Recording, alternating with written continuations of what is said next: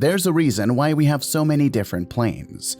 Even if we narrow it down to single-engine 2 to 4-seaters, there will be more than 1,000 different planes manufactured since World War II, and each one of them tells its own unique story. Some of them invite you to explore places that could not be visited by any other vehicle but a rugged utility plane ready for adventure. On the other hand, we admire these sleek birds, ready to zip you through the clouds at speeds well above 200 knots while you are seated in a fighter jet class cockpit. But then, there are planes every pilot dreamed of flying at least once. Birds that bring nothing less than the fullest spectrum of joy and excitement. What would be the plane of your dreams? Let me know in the comments below. Well, I'm pretty sure that some of you have thought about our hero for today. Welcome to Big Metal Birds, and in this video, we tell the unique story of a Spartan executive. This plane is an unpleasant example of how the Great Depression shaped the United States economy, widening the financial gap between the middle and upper classes. While blue-collar workers fought to make ends meet, enterprising bankers, brokers, and oil magnates had only multiplied their wealth. One of those oil magnates was William G. Skelly, founder of Skelly Oil. Skelly had been on the lookout for a plane for some time now, but still hadn't found one that met his billionaire requirements.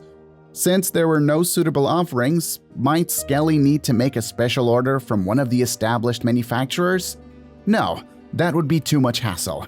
Instead, Skelly casually bought an entire aviation company.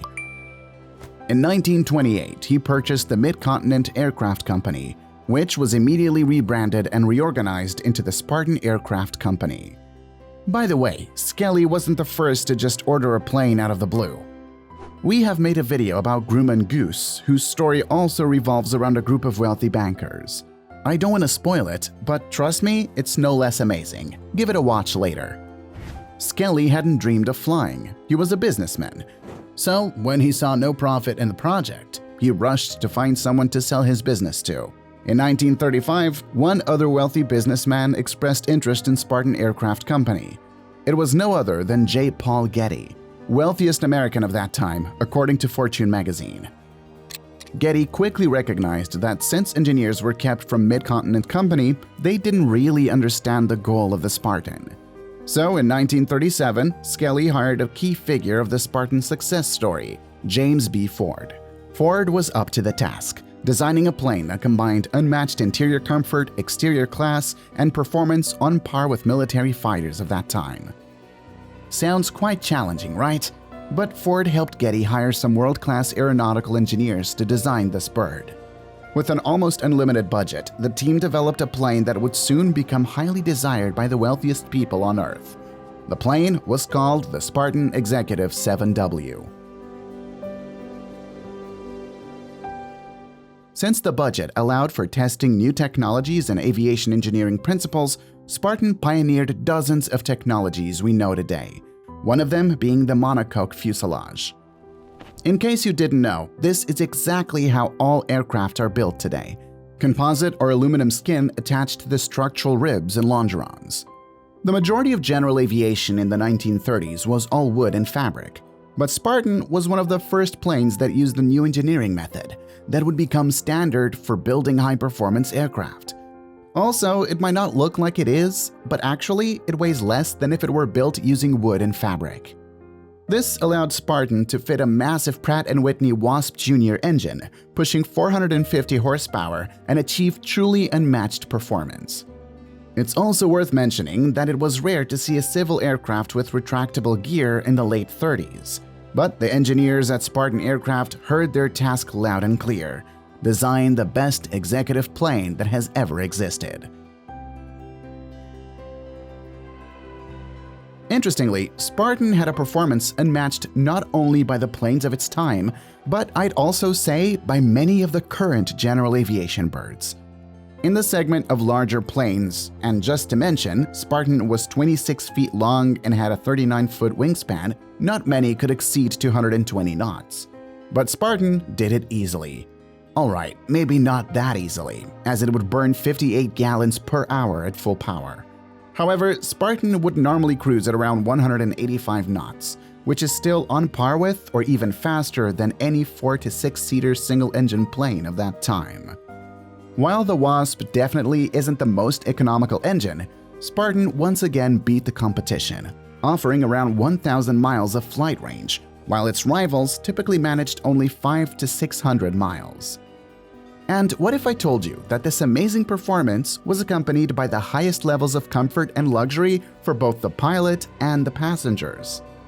Just take a look inside. Big, soft seats wrapped in the finest quilted leather, a soundproofed cabin, heater, and AC. It's rumored to have even had a small fridge to chill the finest champagne or whiskey. It looked like the engineers really did it. The plane was exceptional in every single way possible. Unmatched performance accompanied by the highest luxury. But we all know how the market works. There is supply and there is demand. Getty refused to follow these rules and added one more superlative feature to the Spartan: the price. Yeah, it was one of the most expensive civil aircraft of its class in history. The price was set intentionally so that only the wealthiest could afford it, but also because each Spartan took 10,000 man-hours to build by hand and only by pre-order. So, can you guess the price? Well, back in 1936, you would need $25,000 to afford this bird. That might not sound like too much considering that today even a Cessna 172 costs around $400,000 brand new. But I'm afraid to even imagine how much $25,000 from 1936 would be in 2024. And I'm not even talking about avgas prices. Because of pre-order sales only, the 7W wasn't mass-produced, and by 1940 there were just 34 of these beautiful aircraft. Many of them were converted for military use during the war and served as executive transports. Once the war was over, Getty wanted to offer an improved version of the Spartan, as there had been quite a lot of advancements and discoveries in aviation over the past 10 years. So, in 1946, the Spartan 12W was announced to the public. Marketed as an even better version of the 7W in every possible way, it was off to a good start, when suddenly Getty lost all interest in the Spartan Aircraft Company. His decision was so sudden that his colleagues initially thought it was a joke. In the span of the next week, the Spartan Aircraft Company, known for its shiny luxury airplanes, transitioned to manufacturing equally shiny and luxurious travel trailers. Yeah, just like that. If you've ever seen those futuristic-looking shiny metal trailers, now you know. They were made at the same factory, using probably the same machinery that was used to make one of the most amazing planes in the history of general aviation. I think Getty wouldn't have been that successful if he didn't have a gut for business. General aviation had significantly advanced after World War II, and Spartan now faced rapidly growing competition, especially since the exclusive hand-built aircraft became less and less desired. It's still sad that this beautiful bird had such a short life. Thank you so much for watching this video about the Spartan Executive. Please feel welcome to share your thoughts in the comment section below. If you enjoyed this video, don't forget to like it and subscribe to our channel for more fascinating stories from above the clouds. Fly safe, and until next time.